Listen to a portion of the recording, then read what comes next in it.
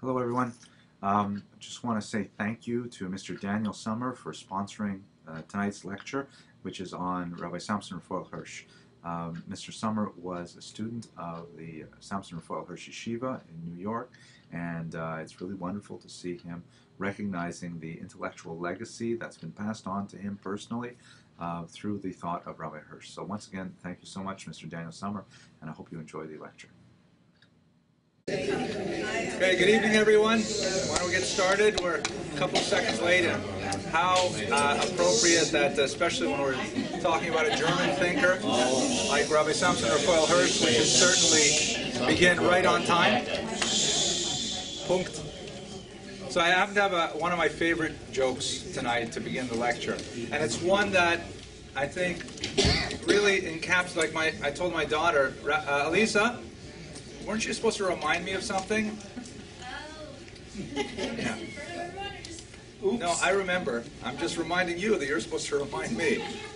Okay. Anyway, she reminds me in carpool this morning, don't forget to tell the gorilla joke. So the gorilla joke is for tonight. But before I tell you about the gorilla joke, and my daughter asked me, why the gorilla joke? I said, because you have to have jokes that are themed to the lectures. The jokes, they must somehow uplift and connect to the material. So I have a good joke tonight. But before we begin with the joke, I want to thank especially Mr. David Sumner for sponsoring tonight's lecture. He's here in the audience with us tonight, and he is a direct. He has the hashpah, the influence of Rabbi Simshon Raphael Hirsch personally, because he went to the Simshon Raphael Hirsch Yeshiva, the Breuer's Yeshiva in New York, and we'll talk about what that legacy. We have two. It's incredible. All of us here actually are the products. Tonight, actually, his lecture, his thought impacts on all of us. We are all Hirschians. Did someone say something famous like that once? We are all Berliners. We're all Hirschians, something like that. So I want to thank Mr. Sommer. For those of you who are interested, we have, I think, 3 lectures in the series yet that are waiting for sponsors. And it's a wonderful thing. If you would like to sponsor, we ask for $200 to offset the cost that the synagogue incurred in buying the camera and the projector and things like that. And but just being here is sponsorship enough, and we're really happy just to have your participation.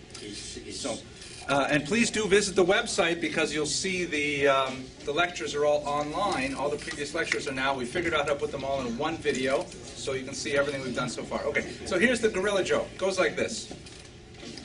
There's a Jewish actor in LA, and he's looking for work. And he's having a really hard time finding a part in some movie. This is a very, very uncommon situation. And that's a joke. It's a joke within jokes. Anyways, he's having a hard time finding a position. So he's looking through the trade papers and so on. And one day he sees, and he kind of sighs, there's a job for a gorilla impersonator. And he says, oh my gosh, do I really have to sink this slow?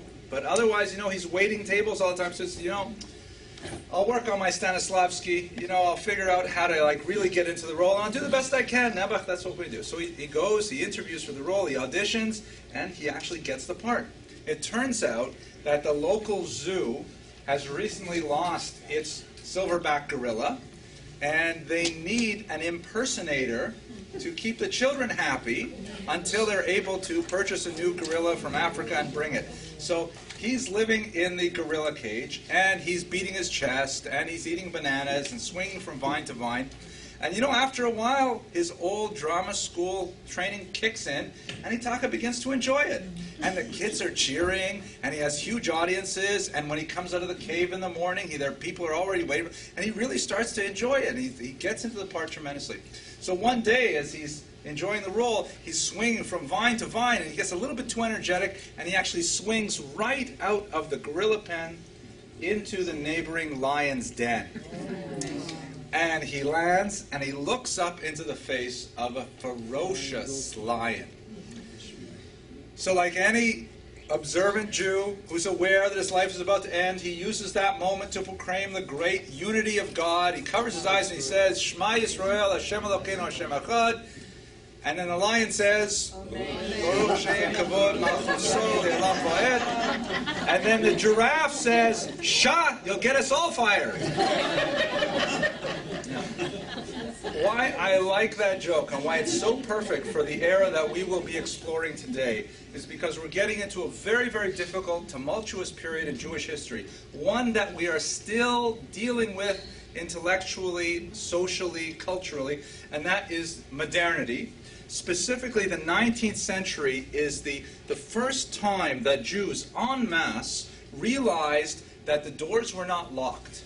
That in fact we could leave Judaism without necessarily walking into another religion, that we could adopt a secular, neutral Jewish identity. Obviously, this had disastrous consequences for a Jewish group identity. Assimilation, wholesale conversion was a feature of the 19th century, and we are still reeling from the impact of it even today, and we continue to experience that in our own generation. So we're looking, starting today and actually for the next few weeks, we'll be looking at various aspects of this period of great change in Jewish history. And in many ways, we are like the actors in the gorilla suits trying to pass while still trying to retain our basic identity, that we'll say Shema Yisrael or Baruch Shem Kavod Malchus So in an attempt to retain our basic Jewish thought.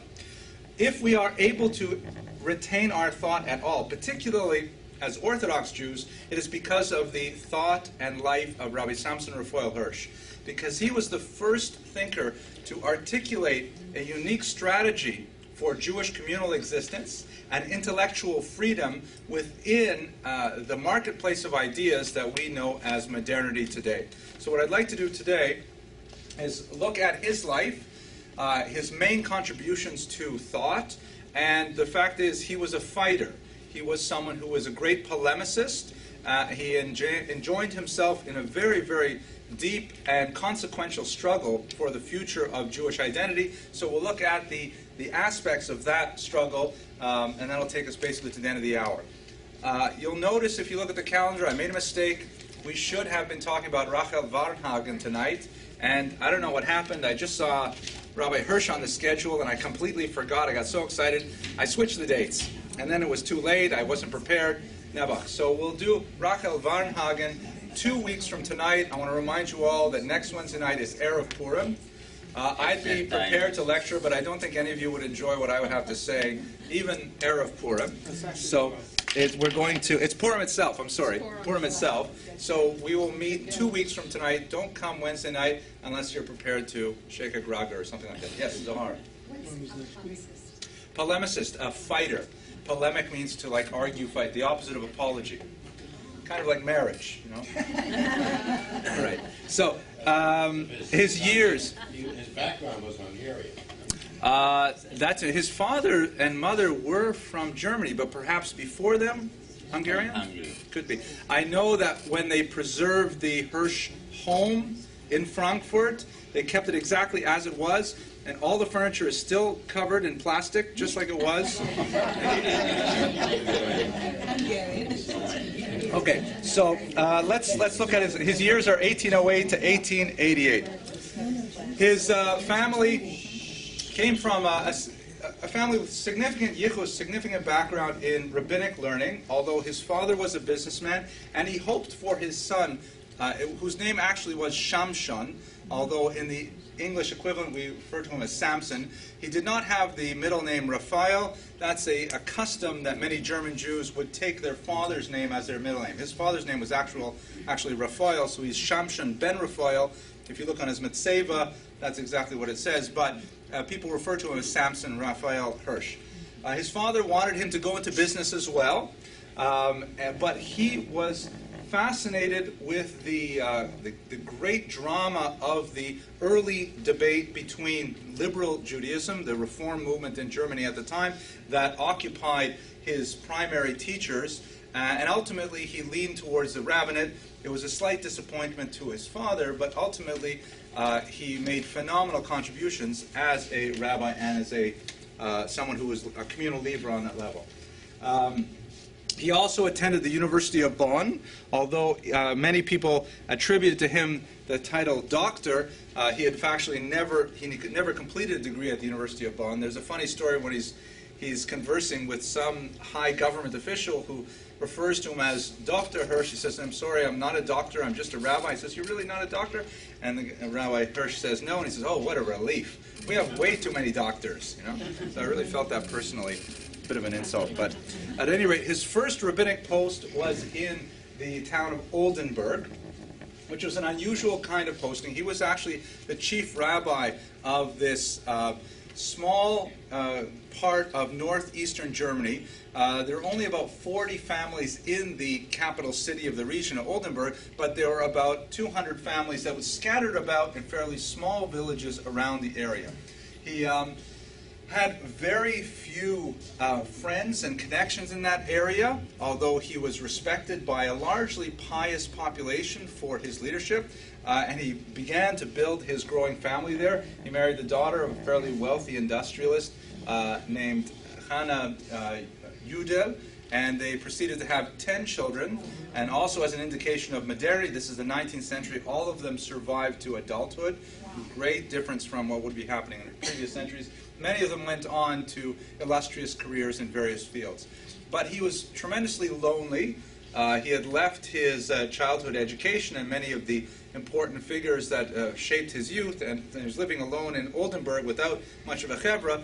And so his father, in a beautiful letter, wrote to him on a play on the phrase, Kanei lecha chaver. It says in Pirkei Avot that you should aseh lecha rav, which means get yourself a rabbi, and kanei lecha chaver, and buy yourself a study partner. But the context of his father's words were kaneh lecha chaver.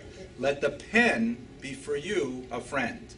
A very beautiful kind of poetic word. And in fact, he did so. And he wrote his two most famous works before he was 27 years old, works that had phenomenal impact in Europe at the time and also to our day as well. The first was 19 Briefe über Judentum, which is translated to English as the 19 Letters of Ben Uziel. This is a fascinating document. Nothing like it had ever been written before, in which basically Rabbi Hirsch put the... There's an umlaut, yes. It was on sale, so I put it right over here. Over which word? There is an umlaut. I got an umlaut right here. You think I wouldn't put an umlaut? This is the Nonsen should have a... 19? 19. I don't think so. Then it would be Nünsen. Yeah, but 19 is German, not Yiddish. Anyways, so that sounds pedantic. But the what this book is about is he somehow was able to encapsulate and articulate the inchoate thoughts of the youth of his times, and to put into the initial letter, the first of the 19 letters, a fictional letter written by a young student named Binyamin, who says, why should I do any of this? Why should I keep Shabbos? Why should I keep kosher? You know, the whole world is moving forward. Jews are looking for all kinds of new opportunities. What's the point of all of this? And then the next 18 letters are the fictional Ben Uziel's responses to this young man. And they're brilliant. They're very eloquent. They're written in a very fluid High German, which in itself is unusual. Jews were still publishing, even at this time, I mean, Orthodox Jews, traditionalist Jews, were publishing either in Hebrew, or in Yiddish, or in Judeo-German, all written in Hebrew characters. He chose to write in the vernacular of the time and make it available to the wider publication, to the wider world. Even though he wrote it anonymously, it was widely hailed as a phenomenal work of genius, and eventually it was associated with Rabbi Hirsch, and his star rose still further. He followed it up the very next year with another work which really changed my life, I have to tell you. But first I'll take Zohara's question. Well, because of the integration with the community now, was that the reason for these kind of questions to start to come up? Yeah, absolutely, because Jews were just, rushing out of the Jewish community. And quite often it meant they were converting. I saw a statistic, I'm not sure if it's really accurate, but I think it was between 1810 and 1860, 2/3 of the Berlin Jewish community converted.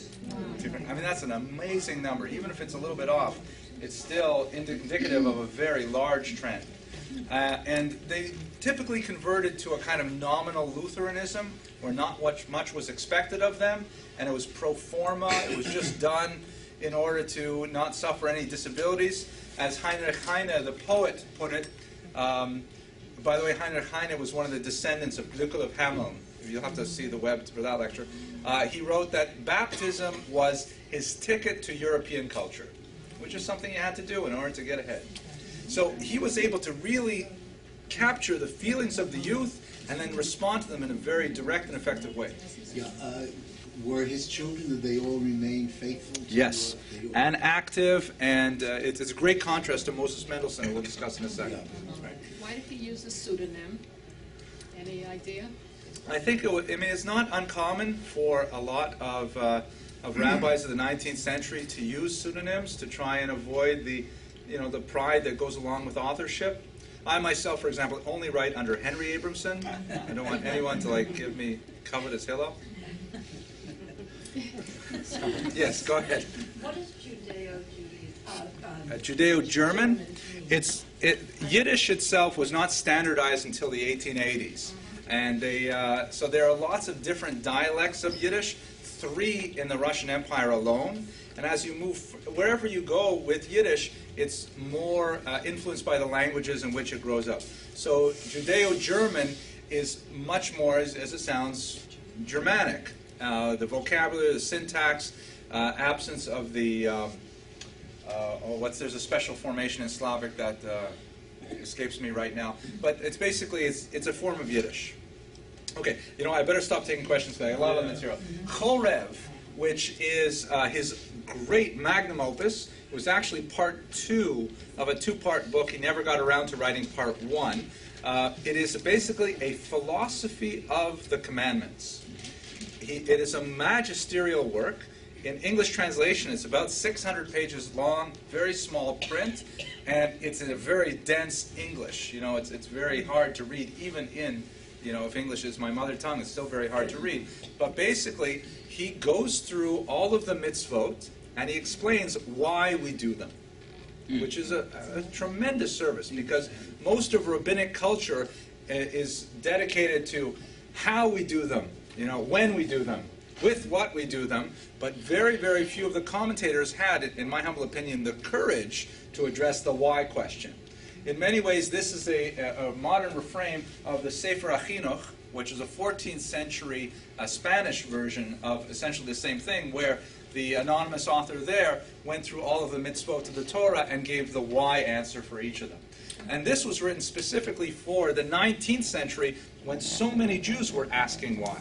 So Chorev just launched his career so much further than the small shtetl that he was living in, and everyone recognized him as a great genius of Torah. Now, all of these works are written within the context of the Haskalah. And I'd like to take a fairly long pause to discuss the Haskalah and its major tenets as a backdrop to the thought of Rav Hirsch. The term Haskalah is a Hebrew translation of the German term Aufklärung. Joe, I've got the umlaut here over the A here. Yeah, there's a sale on A's too. Aufklärung, which means enlightenment, and so this is simply a direct translation of that term. The German term refers to a movement that really originates in the late 17th century, and especially picks up speed in the 18th century. By the time it's in the 19th century, it's already waning, but the Jews picked it up a little bit late. And some of the great Enlightenment thinkers include people like Immanuel Kant, who talks about religion within the limits of reason alone and things like that. A lot of characteristics of Enlightenment are very important.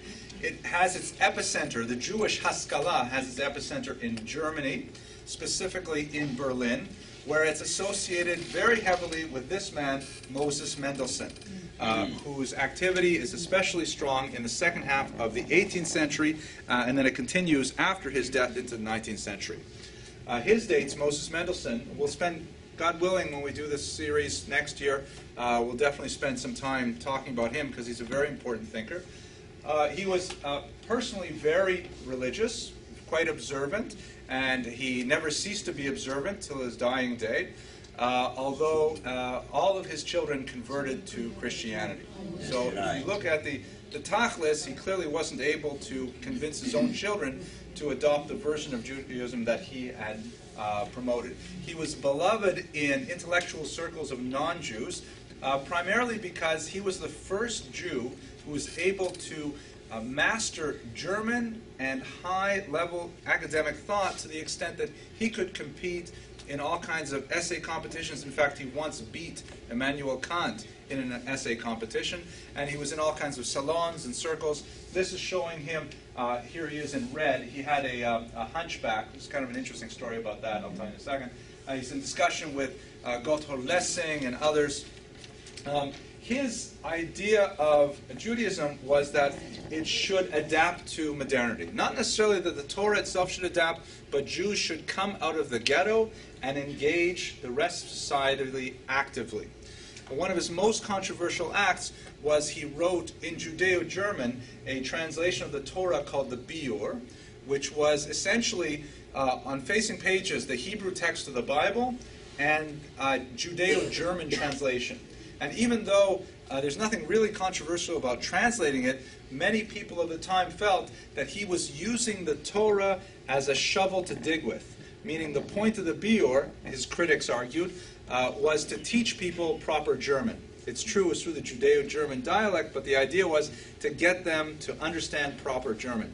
As a consequence, even though it was the Torah itself, the Chumash, with translation, it was burned in many Jewish shtetls in Eastern Europe, and he was regarded as an anathema once you went east of Poland. His influence on Haskalah created a few basic tenets that pertain to the 19th century. First of all, the Haskalah said that Jews should learn the vernacular language. They should learn the language of the people they speak in. There's no reason, said the Haskalah, or its adherents who are known as maskilim, there's no reason that they shouldn't be able to communicate effectively with their co-citizens of other faiths. Secondly, the Jews should regard the state in which they live as their home and not as their temporary residence during the long galut, the long exile. It's a very important idea in the Haskalah that, if this is our home here in Berlin or in Frankfurt or what have you, then we have to stop thinking that we're going back to Israel. We have to give up the idea of what would later be called Zionism. This is where we stay. And as a result, we should, relate to the state in a positive manner. We should pay taxes correctly. We should serve in the military. We should do whatever the state asks of us because this is ultimately our home. An open attitude to non-Jewish culture. Non-Jewish culture should not be viewed as essentially toxic. Jews should appreciate Schiller and Goethe and Beethoven, and they should be engaged in outside society and appreciate non-Jewish culture for what it is and not regard it as fundamentally treif. And finally, perhaps most difficultly, the Haskalah argued that so many unnecessary and unwarranted accretions had developed in Jewish practice and thought, and they must be jettisoned. All kinds of things that Jews do are not based in Torah sources, Talmudic sources, and really these are unnecessary minhagim, customs, that should be abandoned because they're weird and they don't help us relate to the people around us. These are the basic ideas of the Western Haskalah. When you move to the East, when you go to Russia and Ukraine, Poland, it has quite a different complexion that perhaps we'll explore in another class, but in places like Germany, England, France, this is essentially the Haskalah. Yes. What customs was he doing? Well, like for example, this coat would be a Deutscher. This is a German coat, because Jews typically wore the long kaftan. They wore the long, but this became the fashion in the 19th century. So if a Jew were to, get rid of the kaftan and wear something like this, it would be like a miniskirt or a loincloth. It would be like, right? So it was not, this is like, you don't have to wear a kaftan. There's no halacha that says you have to. Another example, maybe a better one, would be something like trimming your beard. So there are a lot of Zoharic passages that refer to the idea of letting your beard grow without trimming it. And many Jews today, most of the men, will not trim their beards. But there's no halachic source for for trimming your beard or even shaving your beard as long as it's done in a halakhically permissible fashion. The fashion in the time was to be clean shaven, and so there's no reason for a Jew, as long as he does it properly, like i.e. without a straight edge blade, either with depilatory powders, which was very popular, you know, like creams and things to get rid of the hair. You know, you could go clean shaven. Why do you have to have a long untrimmed beard? Things like this were slowly removed. Okay, you know what, I'm going to go a little further because I got so many slides. Oh my gosh. In this context, the liberal movement is growing.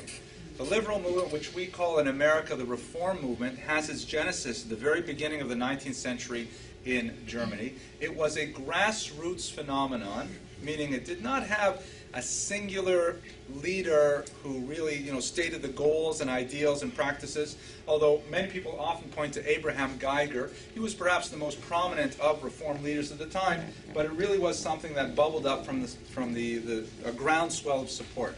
Interestingly, by the way, Geiger was Hirsch's Chavrusa in Talmud when he was studying at the University of Bonn, and he had words of praise for Hirsch. He really felt that he was a mensch, and he learned a lot from him. But at any rate, it's important to note that in many ways, in my humble opinion at any rate, the phenomenon of the appeal of reform in the 19th century can be directly attributed to the failure of the Orthodox leadership to communicate the values and ideals of Judaism effectively to young people.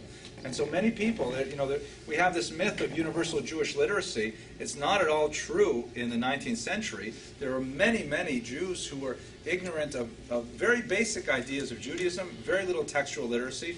And when Judaism would interfere with other values that they cherish, such as not being cynical, but social advancement, economic advancement, if they don't see the value of retaining to Judaism when it stands in their way, then Judaism simply gets flattened. And as a result, there bubbled up in Germany in particular a lot of Jews who simply voted with their feet and wanted to make reforms in Jewish practice and thought to try and conform to secular values. And I'll explain why in a moment, but let me just see if there are any questions. I'll do brief questions.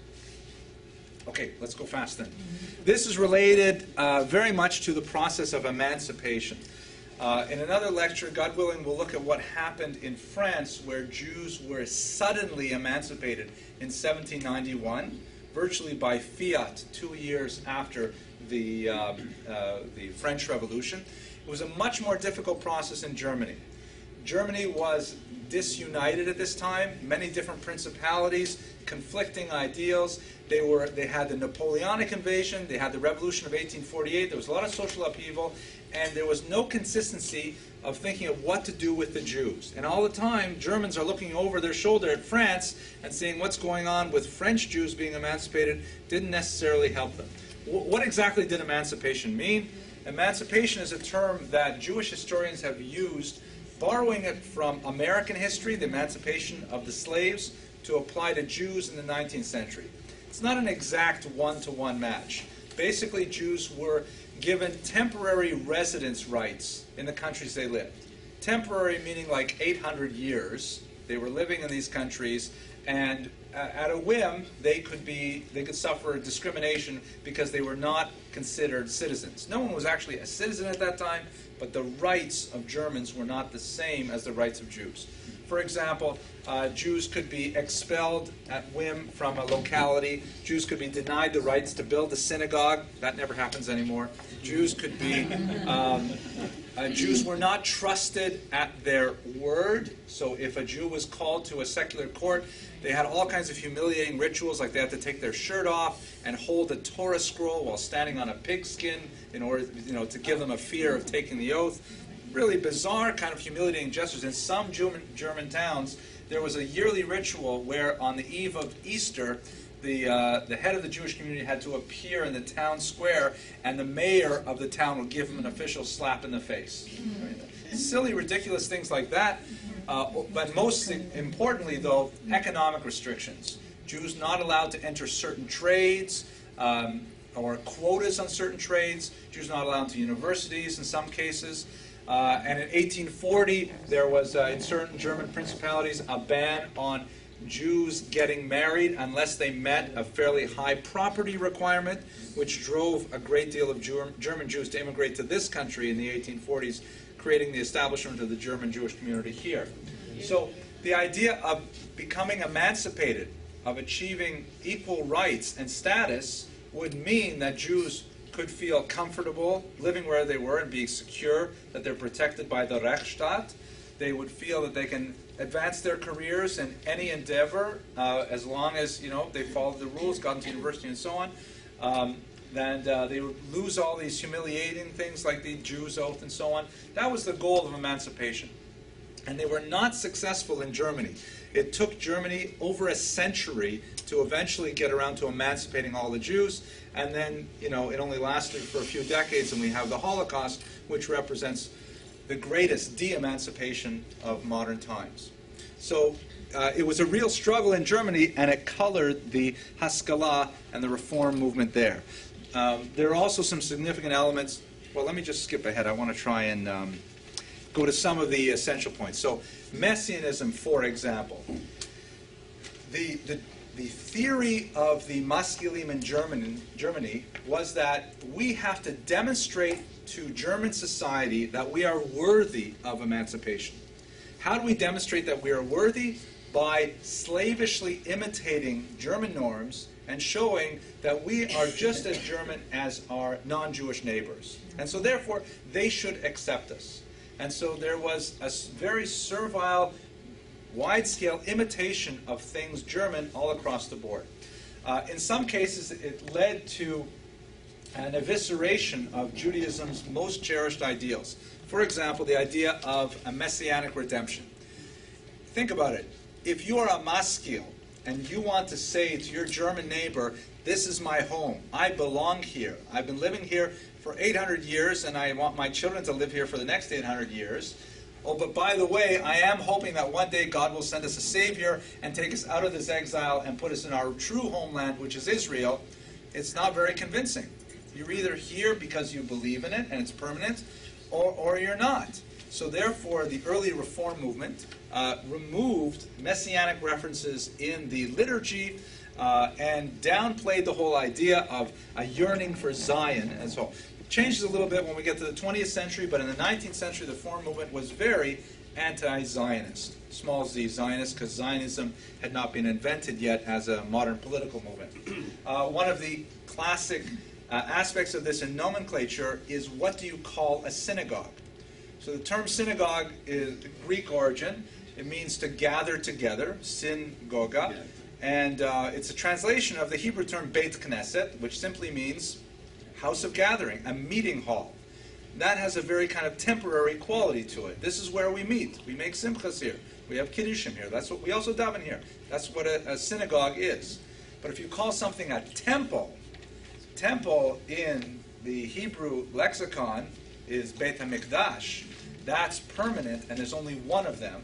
That would be in Yerushalayim. So if you call your synagogue a temple, it means mir zenen do. We are here, and we're here to stay. This is not a temporary synagogue. This is our temple on this street here, the Judengasse in Berlin, or what have you.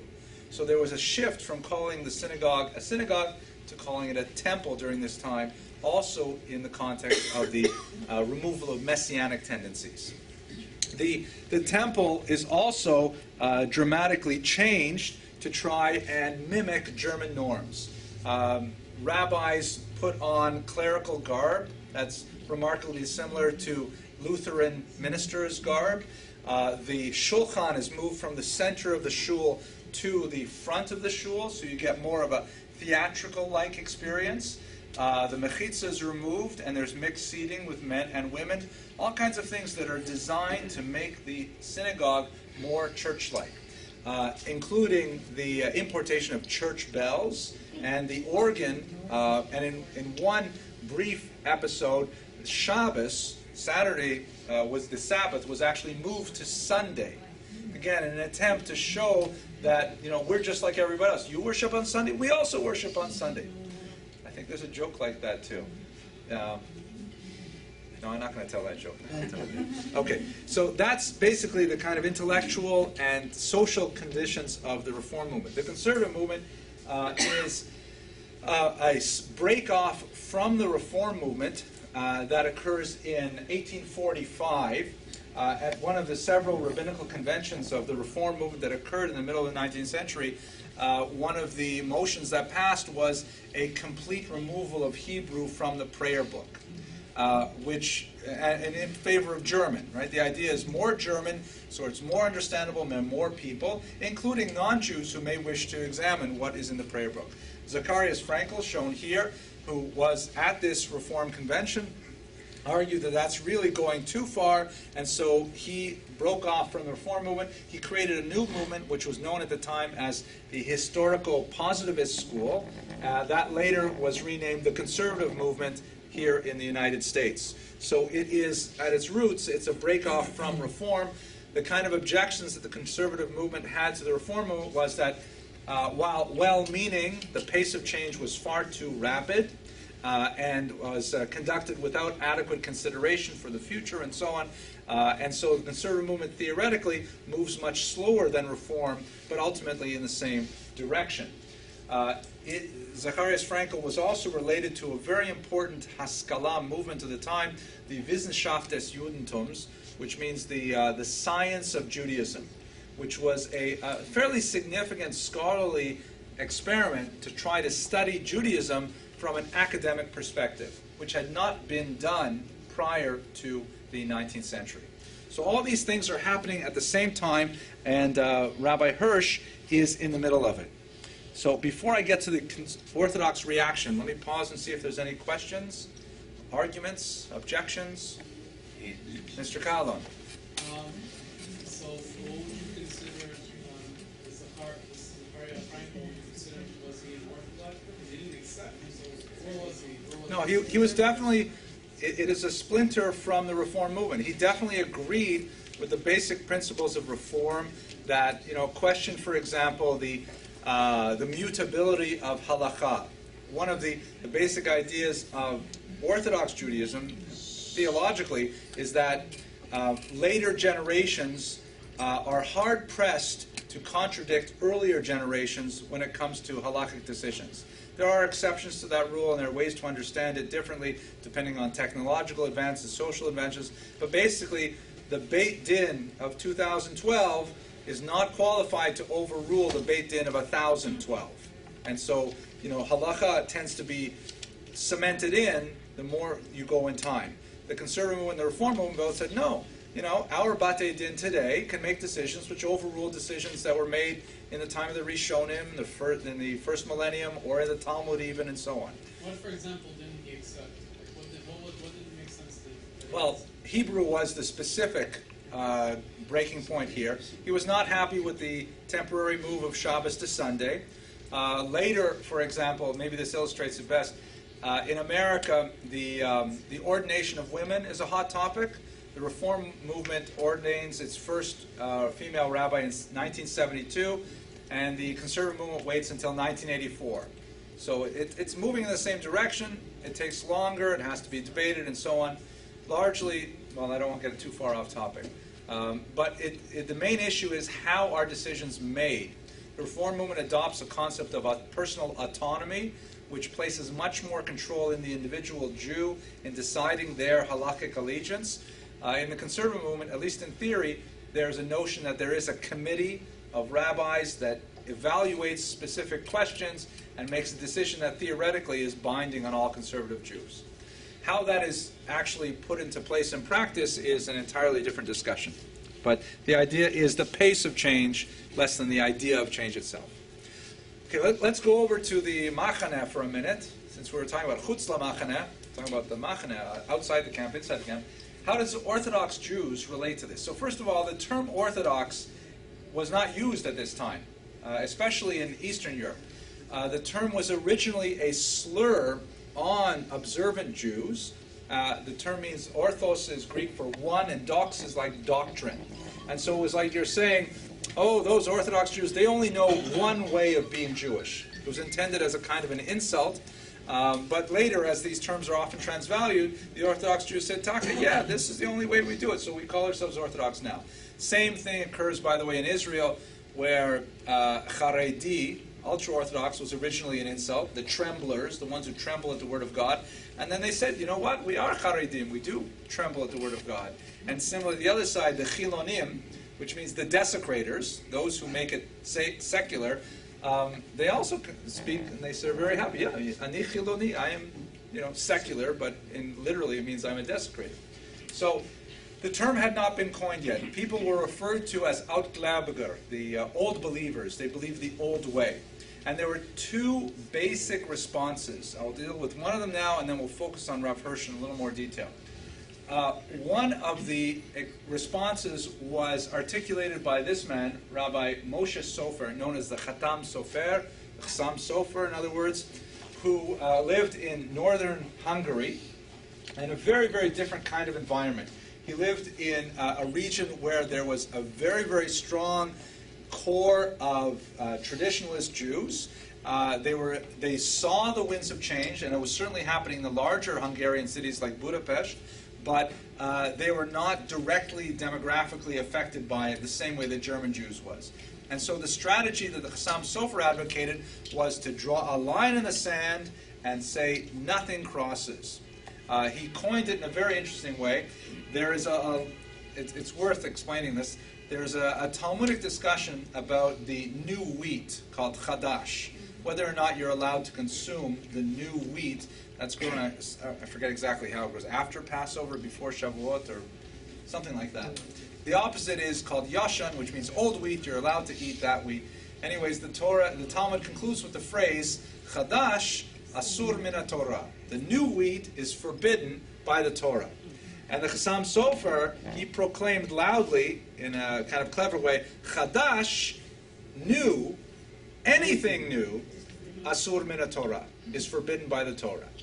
Meaning, don't give me any new ideas, funny fashions, going to university, or different professions, or cell phones, or ATM cards. I don't want to hear from it. Chadash asur min Torah. And although this philosophy is very hard to actually put in place in practice, this is ultimately expressed in one very pithy phrase, the philosophy of the Haredi movement, that resistance to modernity as a defense against assimilation. Simply saying, we will not take in anything new, we will only resist it. This is, I had this discussion I have an undergraduate class on Wednesday afternoon. We go through the same material. Where we discussed it, for example, was basketball. So in Haredi circles, in Israel in particular, for young boys to play basketball it's like heresy, And here in America, of course, basketball is a way of life, and it's not considered in any way impinging on one's religious standing. But the Haredi approach would be no basketball. Sorry, did Avram Avinu play basketball? No, he was probably not tall enough. No, so we should cut that out. I didn't mean that about Avram Avinu, but no basketball in Avram Avinu's time, no basketball in our time also. So that's one reaction, which eventually becomes the nucleus of the Haredi approach, and is still very viable today in Israel and in parts of America as well. Rav Hirsch's approach was not like that, however. Rav Hirsch is living in Germany. He's already dealing with a situation where the barn door is open and Jews are already fled. And he has to create a strategy where if he were to say Chadash Asur Min Torah, no one would listen. It would be already over. I'm sorry, a question? Did I see a question in the back, or just... No, I was just scratching. Oh, all right. Okay, sorry.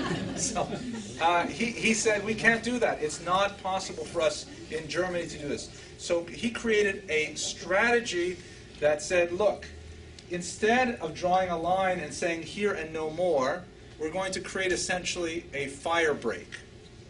Like, this is the example I used in the students' mind. I thought it was kind of cool. Essentially a fence around the Torah. Like, for example, when you're fighting a forest fire, and it's way out of control, and there's no way that you can stop it. If you go up to the fire, you're just going to be overwhelmed. So what you have to do is you have to have a strategic retreat. You have to take a few, 100 yards or a mile back, and then you intentionally burn a line in the ground. And you make that fire break, and then you know you can't stop the fire on its own. But you just let the fire get to that break, and when it gets to that break, it will run out of fuel. And that's a way that you can control the flame from overwhelming you. So essentially he said, look, let's look at that aspect of Judaism we can legitimately abandon without contradicting our core principles. Our core principles are 613 in number, and we will not vary from them one jot or a tittle. We will exactly maintain our standards on the Taryag mitzvot. But the truth is, it doesn't say anywhere a Jew can't play basketball. It doesn't say anywhere a Jew can't further their career economically and academically in university. It doesn't say anywhere that a Jew can't appreciate Beethoven or Goethe or anything like that. So therefore he said, let's create that fire break that will be around the Torah, that nothing can cross into what is our core practices as a Jew, and let us then be prepared to deal with society outside. There's no rule that we have to wear exactly the same kind of clothes, as long as the clothes are tzniut, and as long as the clothes are, conform to the Rambam's idea of what is considered, dignified clothing and appropriate clothing, then who cares what color it is? I remember when I went to yeshiva, I made the mistake the first day I walked into yeshiva in Yerushalayim, I was wearing a shirt with horizontal stripes. Oh my God. I know. And everybody looked at me like I walked in with a loincloth, It's like, what is that like crazy? a pajama. Horizontal stripes. Scratching? No. Isn't that great? That's what the term Torah and Harris was. Exactly. Look at this then. The very next slide. Precisely. So Torah im derech. Let me explain this concept, and then I'll take questions. This is a really important thing. So he created this philosophy, which is known as the concept Torah im derech eretz. The original source of this phrase is in Pirkei Avot, which says Yafet Talmud Torah im derech eretz. If I remember it correctly. Did I get that right, Steve? Pretty close.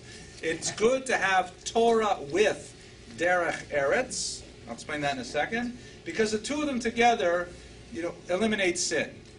Now, it can be translated in many different ways. Literally, it means the way of the world. And it can have all kinds of connotations that you have to take from context.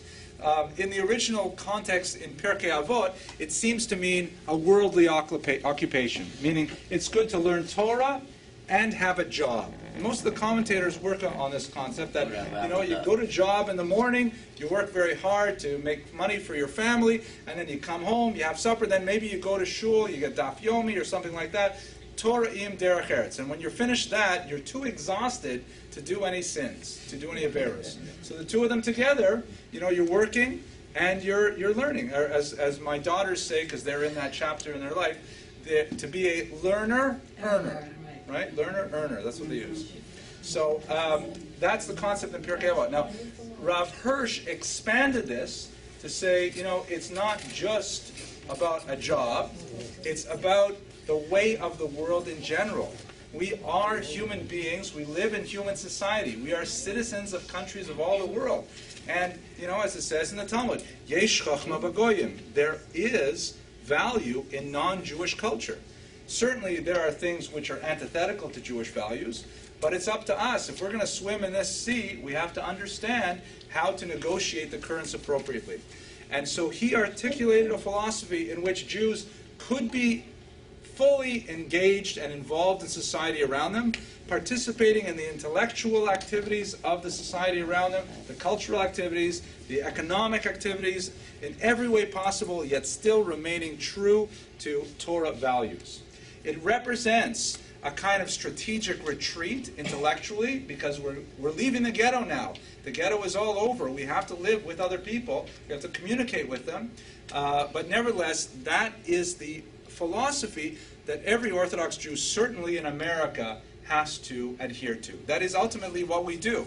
And we've been doing it now successfully for close to 200 years, largely because he was the one who created this philosophy. Okay, I'll pause for a couple of questions, and we have one more really crucial thing. Yes, please. I would understood derech eretz to mean have a connotation of respect and manners. Absolutely. That's one of the other connotations. It means just, like that's the one I use with my kids all the time. Derech eretz means be polite. It can also mean, for example, Was that part of Hash's? it goes without saying. It says actually elsewhere in the Torah, in the Talmud, Derech Eretz Kadma the Torah. Being polite comes even before Torah, which is, halavai, we should remember that. Please. Which is also the concept of Yeshiva University, Torah Umada, it's the same thing. Precisely. The Yeshiva University is a direct intellectual inheritor of Rav Hirsch's philosophy. I think Rav would disagree with Well, I'll stand by it. Okay, yes. I'm surprising, Professor, you didn't even mention the word in reference to between the so-called Neo-Orthodoxy and you also mentioned the Simshon Raphael, and you didn't mention the Neolog movement in mid-Europe. I have to add to it the German influence in the, not the Neo-Orthodox. We never use that word Neo-Orthodox. It is only American way to using this word. Our Orthodoxy was the real one, the Ira Shumayim, deeply, but the German influence was so heavy. We learned the Bereshis am Anfangen. We did not accept the Yiddish in the High Orthodoxy, from Carpats to down south towards west. Beyond the Carpats, Ukraine and other, then they start the Yiddish. That's interesting.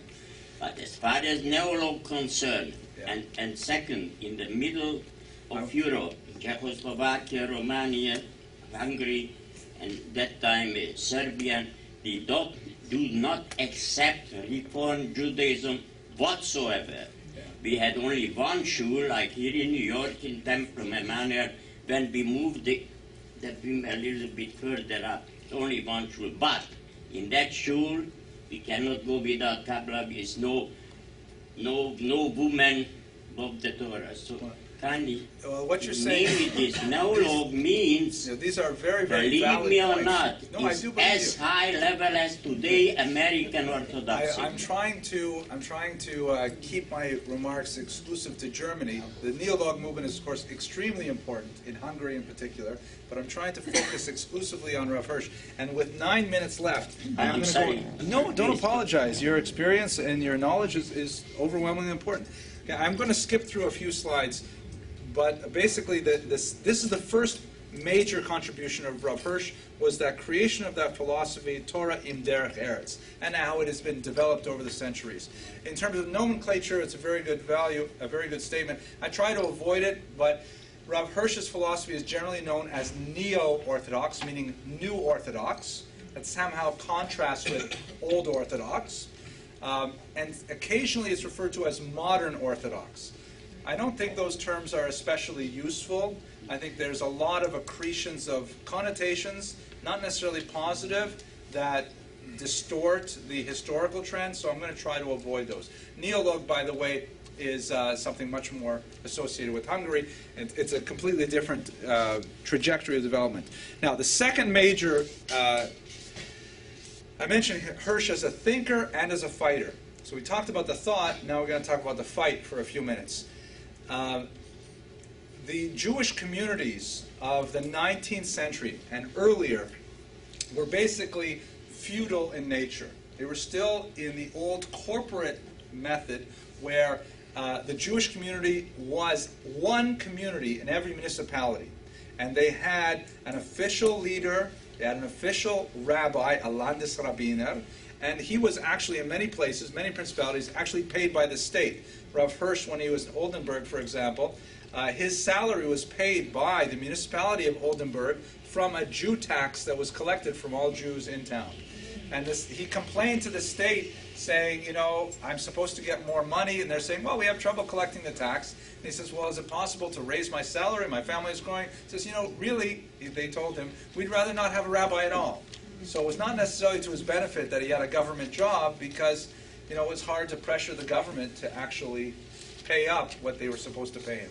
At any rate, this structure was really medieval in origin. It goes back a long way, where Jews lived in very well organized kehilot. Let me give you an example of the structure, and it may look familiar to you.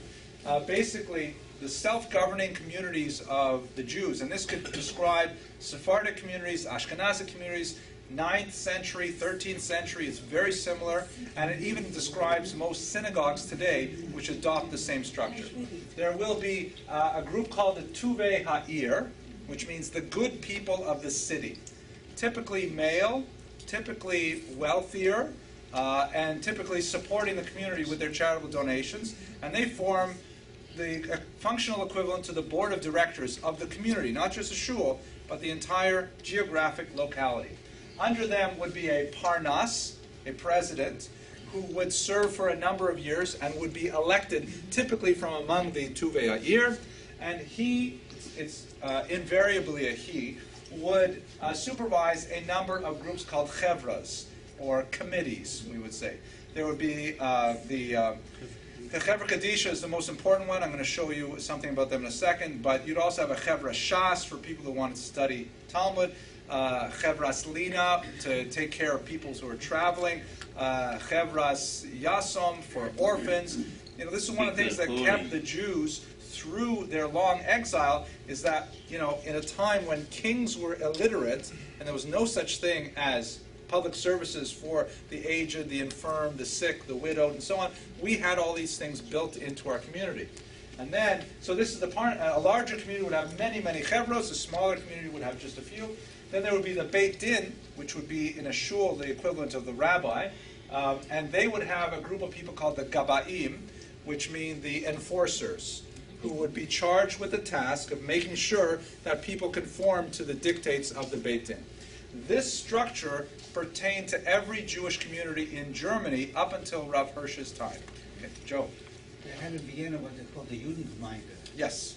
And they controlled everything. They gave, there were no mishlachim, there were no tuitions in school. Sure. You paid a tax to them. Exactly. These terms, Gemeinde, Kahal, Kehillah, they're all synonymous for how the Jews organize themselves. Very, very functional organization, and synagogues typically use it today. The big difference is, though, that you can leave a synagogue. You can go to another one, or even not join at all. But in the pre-modern Kehillah, that was it. You were in there, they would assess your taxes, you would pay them. If you didn't pay them, they had the option of corporal punishment. And in rare cases, even capital punishment. I'm going to pause you for a second, Joe. But wait, I got to pause because I want to stay on time, and it's really important that I talk about this one. So I'm going to skip past what they did. Here's Moses. I know, okay, Moses. So Moses here. This is a picture of. It's a very. It's an authentic picture of Moses. I like this picture because a lot of people tell me I have a striking resemblance to. Okay, so here's what Rav Hirsch did, which was extremely important and controversial. Rav Hirsch said, when he was in Frankfurt, which is his most important Stelle, his most important position, he discovered that the community was so left-leaning, and he was constantly under pressure to compromise, what was behind the firebreak. To say, we have to change this part of the synagogue, let's just remove the second Yukum Purkan, let's do all these various things. And he was constantly under pressure that he ultimately, in 1876, petitioned the Prussian government, and it was unprecedented, to create a second Jewish community in the town of Frankfurt am Main. This was called the Austritt, or the secession, which was highly controversial. Obviously, it meant that he was separating from the Jewish community, which on the face value represents a contradiction to the basic Mishnaic dictum, Al tifrosh min hatzibur. Don't separate from the community. We're a minority already. You want to splinter us and fragment us like this? And Rav Hirsch did not take this step lightly. But he felt that, Eis lasos Hashem. It's too late. The community is going in a direction which is untenable for the purity of our traditional Judaism, and the only way to deal with it is to beat a strategic retreat, just like he did intellectually, and he said we must organize ourselves separately. So this Austritt was approved, and so for the first time you actually had a split in the Jewish community between what was now formally the Orthodox, or Neo-Orthodox was the term used then, and the liberal community.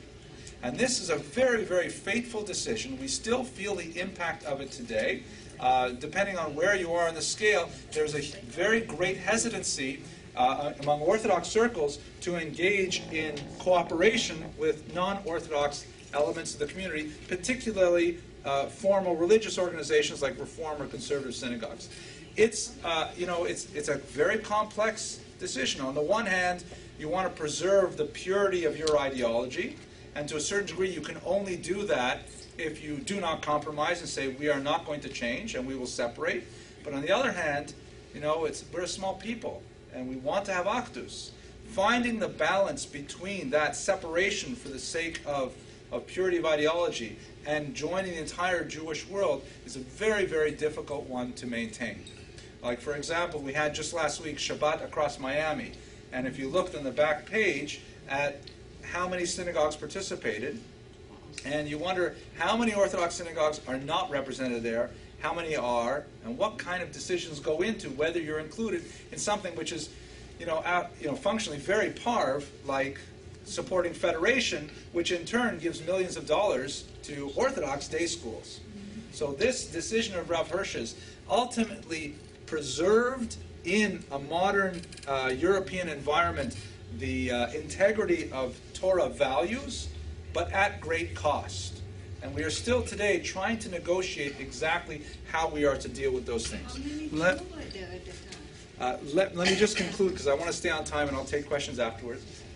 So the legacy, to sum up, there are two major signal contributions of Rav Hirsch that I can say without exaggeration that we are all Hirschians today. We are all really inheritors of his thought in our own daily lives. On the one level, there is this concept of engaging in modernity.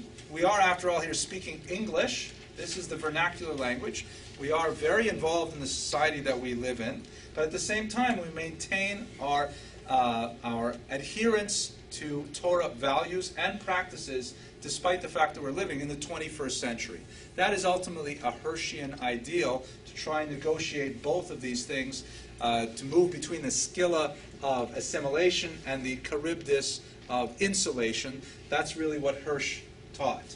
Secondly, he was bold enough to take a step very dramatically to say that we are prepared to separate from Judaism, from the Jewish world as a whole, rather than separate from the Torah.